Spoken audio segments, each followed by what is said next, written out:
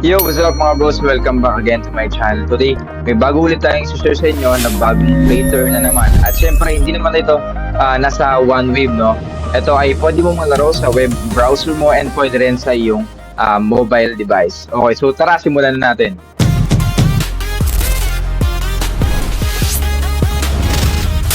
Okay, so as you can see, nasa browser lang tayo and nasa website lang tayo nila. And I would like to introduce this game as a free-to-play, no? Dahil pwede mo siyang malaro ng libre and syempre ito ay play to earn.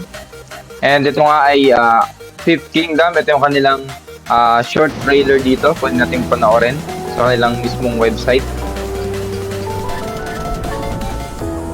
Okay, so medyo generated AI siya, no? Yung kanyang trailer dito. So, based sa aking experience, itong game nila ay masayo naman dito sa kanilang trailer. So, honest review, kahit dito ko lang. Pero, ayan, let's dive in sa iba pang details nito. So, meron sila ditong minting ng NFT pero as of now, wala pa ito. So, try natin. Okay, meron na pala, no? Meron na, pero ito naman yung negative part para sa akin dahil kailangan mo ditong gumastos ng 50 USDT or 0.67 Sol. So, hindi tayo sa side na yan. So, puntahan na natin mismo yung mismong laro nila, no? So, punta lang tayo dito sa kanilang Kingdom. Click nyo lang itong nasa upper part. Kingdom, then game. Okay, so wait lang natin loading. Medyo mabagal lang ating internet ngayon. So, papakita ko sa inyo kung paano laruin tong game na to and soon ipapakita ko naman kung paano yung mechanics or paano tayo makapag-earn dito sa game na to dahil nag-uumpisa pa lang sila. Okay, so nakikita nyo rito meron tatlong character, no? Pero dahil meron tayong gift from the developers or from the team ay ma-unlock natin yung ibang hero dito. So, meron ditong Ronin, Pyromancer, Mask, Dark Sister, Saber, Anchor, ano ba ba? Iron, Blade Master, Raven, Barbarian, Apothecary, Monk, Acolyte. Acolyte ba to? Acolyte. Chainbreaker, and Cryomancer. Meron pa ba? Meron pa dalawa. Tinker and Engineer. Ang madalas kong ginagamit dito ay itong Iron and itong Dark Sister kasi ito yung pinakamataas na movement speed at yung attack speed. Bali, doon ko binibase yung aking reference, no, or preference pala pagdating sa game na to. So, tara simulan natin. And by the way, pwede mo palang babaan yung music and yung kanyang background music or sound. Pati yung pag-shake ng camera pwede mong i-off.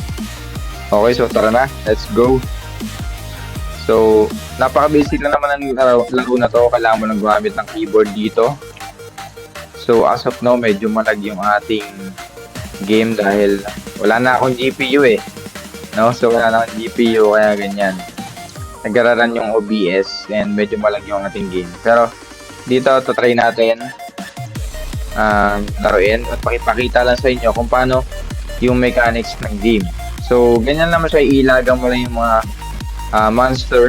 Then, pwede mong buksan yung mga chest basta meron kang na-accumulate na 70 coins or higit pa. So, pipili ka lang dyan ng mga skills mo pagka nag-level up ka. Then, doon naman sa mga box or chest, laman naman nun ay ang mga equipment or weapons, ganyan. So, gear. So, nagpapalakas din ng character mo sa buong laro, no? Ito ay hanggang ilang wave ba to?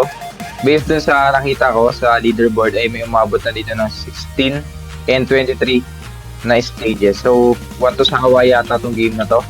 So, yun guys, pag may nakita kayong gano'n na open chest, bali double click nyo yun. I-click nyo yung space para i-open at i-click mo yung space para naman mamili ng iyong item. Okay? So, kanina namimili tayo ng weapon. Medyo malaglang talaga. Wala kasi yung GPU eh. Painful. Okay, so siguro hanggang dito na lang yung ating tutorial sa game na to dahil napakadali lang naman ito. Pipili ka lang ng mga skills and stats ng iyong character within the game lang to, no? Kapag natapos yung game, pag namatay ka, game over na yon, ulit na naman ulit. Okay, so ang purpose nito ay matapos yung mission. Dito makikita mo yung mission, no? Pagka pinost mo. Kapag naglalaro ka naman, pwede mong i-push yung game. Okay, may mission tayo ngayon na ma-reach yung level, ma-reach yung stage 6. Tapos makapatay tayo ng 5,000 na monster. Maka-countdown ng 15,000 enemies in a single run. Then defeat any boss at stage 5. Ayan, so madali lang tong mission ngayong araw, no? Kasi nakaraan ang hihirap eh. So subukan natin itong tapusin ngayon pero hindi ko na mai-record yan, no? Dahil medyo malago. Mahirap maglaro. Pero dito nga sa mga option ng kanilang website ay napakaraming tutubureche. So sa leaderboard naman, papakita natin. So ang rank 1 ngayon ay merong 272 na trophy. Today lang yan ngayong araw. Pero may weekly din sila. Ito naman yung total. 3,000, grabe yun. Nakaraan, ako top 4 ako sa daily pero ngayon hindi pa ako nag-grind kaya wala akong top dito. Top lang tayo ngayon. So, explore pa natin yung kanilang shop. Ito naman sa shop nila, pwede kang bumili ng mabagal talaga. Okay, pwede kang bumili ng okay, so pwede ka rito bumili ng kanilang mga chest na pang tataas ng price, no? 20 USDT up to 180 USDT. So, ito siguro ay permanent na pag nabuksan mo. Siyempre, babayaran mo ng ganyan kalaki.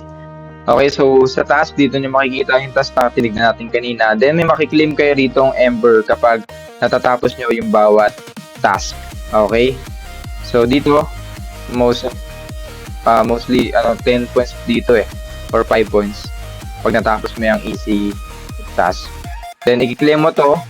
Pero ngayon, hindi pa siya nakiklaim kasi kaka-open ng game na to Pero soon, matik, meron din silang mechanics patungkol dito sa play turn ng game nila. So, sa marketplace, wala pa rin nakalista. Wala pa rin mga bumibili at nagbebenta. So, abangan natin yung kanilang updates pagdating dito sa kanilang user interface at mga features pa sa game. So, yun lang ang ating babahagi sa video na ito and I hope na may natutunan kayo and nakatukos kayo ng bagong play turn na kung saan pwede nyo ma-enjoy and kumita. And as always, thank you for watching. Goodbye.